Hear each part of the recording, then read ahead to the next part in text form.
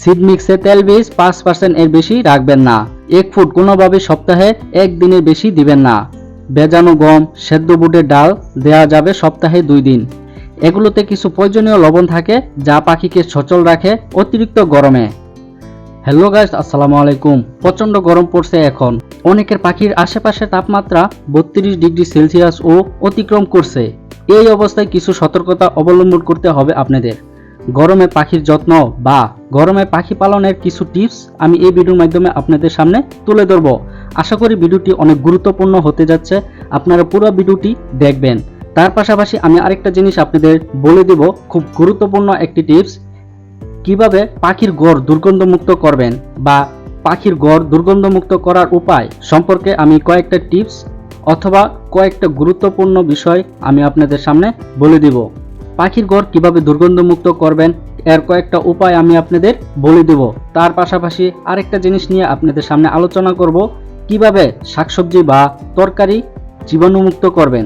পাখিকে দেওয়ার জন্য শাকসবজি তরকারি কিভাবে জীবাণুমুক্ত করবেন এ সম্পর্কেও আমি বিস্তারিত এই ভিডিওর মাধ্যমে আপনাদের জানিয়ে দিব। তাই আমি প্রথমেই বলেছিলাম এই ভিডিওটি অনেক গুরুত্বপূর্ণ হবে।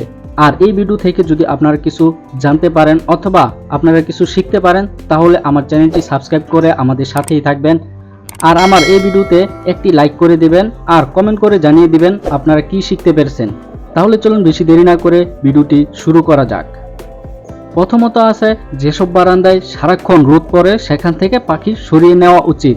আপনারা লক্ষ্য করে দেখবেন আপনার পাখি যেখানে আছে সেখানে রোদ পড়ছে কিনা। যদি অতিরিক্ত রোদ পড়ে তাহলে সেখান থেকে পাখি সরিয়ে অন্য জায়গায় রেখে দিবেন, এতে করে আপনার পাখি বেঁচে যাবে। তারপর রয়েছে, প্রতিদিন গোসলের পানি দিয়ে দিবেন, পাখি গোসল করে নিবে, এতে করে তাদের গরমটা কেটে যাবে। তারপর রয়েছে, মাল্টিভিটামিন ব্যবহারে সতর্ক থাকবেন। হিপ্রাচক বা মিক্সিপুরট বা ভাইটারেট বাদ দিয়ে স্ট্রেসলিন পাউডার জাতীয় মাল্টিভিটামিন ব্যবহার করবেন। এগুলোতে কিছু প্রয়োজনীয় লবণ থাকে যা পাখিকে সচল রাখে অতিরিক্ত গরমে। তারপর নরম খাবার বা শাকসবজি অবশ্যই 2 ঘন্টার বেশি রাখবেন না খাঁচার মধ্যে। 1 ফুট কোনোভাবে সপ্তাহে একদিনের বেশি দিবেন না। ভেজানো গম, সেদ্ধ বুটের ডাল দেওয়া যাবে সপ্তাহে 2 দিন। সিড মিক্সে তেল বীজ 5% এর বেশি রাখবেন না। চীনা 20% এর বেশি দিবেন না। কাউল, রেড মিলেট, সাদা মিলেট, ক্যানারি মিশিয়ে ব্যবহার করবেন। তারপর শারীরিক অসুস্থতা বা পায়খানা সমস্যা দেখা দিলে মাল্টিভিটামিন বা নরম খাবার বন্ধ করে দিবেন। তারপর রয়েছে, তাপমাত্রা নিয়ন্ত্রণে 25 থেকে 28 ডিগ্রি সেলসিয়াসে না আনতে পারলে ব্রিডিং করাবেন না, এতে পাখির অনেক ধরনের সমস্যা হতে পারে। তারপর প্রতিদিন অবশ্যই খাবার পানি পাল্টে দিবেন, এতে করে পানি থেকে কোনো ধরনের রোগ জীবাণু হবে না।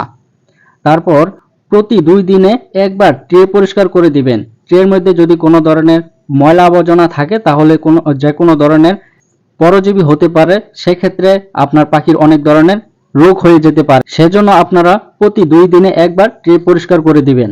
তারপর রয়েছে, সপ্তাহে অন্তত 2 দিন ইলেকট্রোমিন বা গ্লুকোলাইট অথবা ওরস্যালাইন দিবেন যাতে পাখির ক্লান্তি না আসে।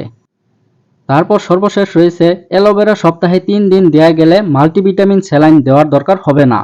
সরাসরি দেওয়া যাবে অথবা সবুজ অংশ ফেলে দিয়ে ব্লেন্ডার করে বোতলে করে ফ্রিজে রেখে ব্যবহার করা যাবে পানিতে মিশিয়ে।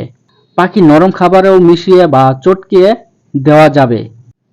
এখন আমি আপনাদের উদ্দেশ্যে বলে দিব পাখির ঘর দুর্গন্ধমুক্ত করার উপায় কি। 1 নম্বরে আছে, প্রথমে একটা বোতলে ভিনেগার আর পানি মিশ্রণ করে নেবেন।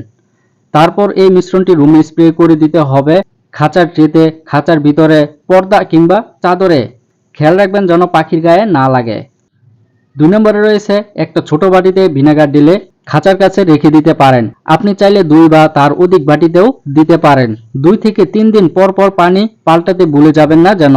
এই ভিনেগারের মধ্যে সামান্য বেকিং সোডাও মিশিয়ে দিতে পারেন। তবে সাবধান, বেশি সোডা দিলে ভিনেগার ফেনার সৃষ্টি হয়ে উপচে পড়ে যেতে পারে। তারপর 3 নম্বরে আছে, রুমে যদি কার্পেট থাকে সেখানে বেকিং সোডা ছিটিয়ে দিতে পারেন।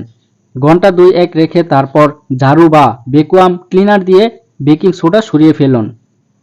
4 নম্বরে আছে, পাখির খাঁচা ও ফ্লোর কিছুক্ষণ পর পর পরিষ্কার করতে পারেন। 5 নম্বরে, পাখির ঘর দুর্গন্ধমুক্ত করার জন্য একজাস্ট ফ্যান ব্যবহার করতে পারেন। এই হচ্ছে 5টি টিপস। এই পদ্ধতিতে আপনারা পাখির ঘর দুর্গন্ধমুক্ত করতে পারবেন। এই পর্যায়ে এসে আমি আপনাদের বলে দিব কিভাবে শাকসবজি বা তরকারি জীবাণুমুক্ত করবেন পাখির জন্য। আমরা সবাই জানি যে বাজরিকার পাখিকে বিভিন্ন শাকসবজি দিলে তাদের অনেক উপকার হয়, কিন্তু অনেক সময় এই শাকসবজি গায়ে লেগে থাকা নানা প্রকার কীটনাশক যা সাধারণ পানিতে ধুলেও অনেক সময় দূর হয় না। আজ এই ভিডিওটি সেসব জীবাণু বা কীটনাশক দূর করার উপায় সম্পর্কিত। দেখতে ছোট হলেও আশা করি এই ভিডিওটি আপনাদের অনেক উপকার করবে। এখানে শাক বা বিভিন্ন তরকারির জীবাণু দুভাবে দূর করা যায়। এক বালতি পানিতে 5 মিলিগ্রাম লবণ গুলিয়ে তাতে শাক বা তরকারি চুবিয়ে আবার পরিষ্কার পানিতে ধুয়ে ফেলতে হবে। শাক বা তরকারিতে লবণ লেগে থাকলে তা বাজরিকারের কিডনির ক্ষতি হতে পারে, তাই ভালোভাবে ধুয়ে নিতে হবে। 2 লিটার পানিতে 1 মিলিগ্রাম টিমসেন দিয়ে শাক অথবা তরকারি ধুয়ে ফেলুন। এরপর আবার পরিষ্কার পানিতে ভালো করে ধুয়ে ফেলুন। তারপর আপনার পাখিকে খেতে দিন। পানি কম লাগলে টিমসেনও কম ব্যবহার করবেন। আশা করি এই ভিডিওটি আপনাদের অনেক উপকার আসবে। আর যদি ভিডিওটি ভালো লাগে তাহলে অবশ্যই একটি লাইক, একটি শেয়ার দিয়ে অন্যান্য ভাইদের দেখার সুযোগ করে দেবেন। আজ তাহলে রাখছি। আসসালামু আলাইকুম ওয়া রাহমাতুল্লাহি ওয়া বারাকাতুহু।